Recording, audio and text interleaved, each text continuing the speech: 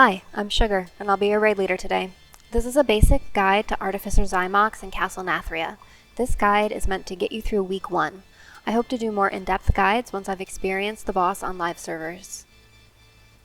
Phase 1 lasts from 100% to 70%.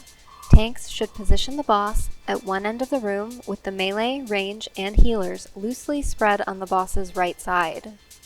The main mechanic in this encounter is Dimensional Tear.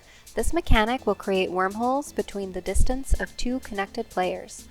These wormholes are used to deal with several mechanics throughout the encounter. Tanks will need to use these wormholes to get away from the raid before Glyph of Destruction expires. Doing this reduces the damage the raid takes from its explosion. This is the ability tanks need to taunt swap on as well, as after it expires they suffer arcane vulnerability for 45 seconds. Healers will need to keep an eye on the tank upon returning, as they may need additional healing. DPS and healers will use the wormholes to escape any fleeting spirits. These adds spawn near the middle and fixate players. If you are the fixated target, kite the ad, and if it gets too close, use the wormhole. If the ad reaches you, it will possess you. If you are not fixated by this ad, your job is to DPS it down quickly. Stasis traps will target random players and trap the player if triggered.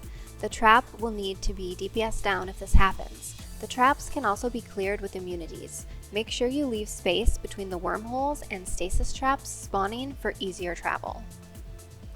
Rift Blast will spawn near players and deal damage to anyone who stands in its path. Make sure you dodge this mechanic. Healers will be dealing with moderate raid-wide damage from Arcane Spark and Soul Singe. If these overlap, a raid-wide CD might be needed. Phase 2 begins at 70%.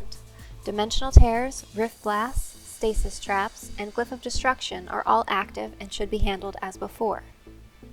The new mechanic in this phase is Root of Extinction Seeds.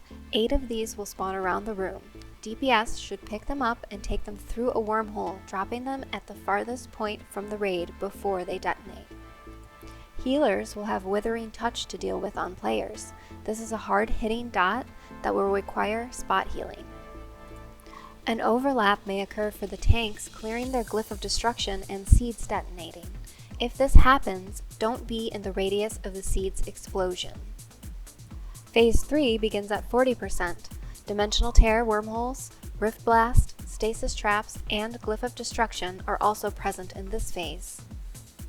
The new mechanic in this phase is Edge of Annihilation, a giant sword that spawns in the middle of the room.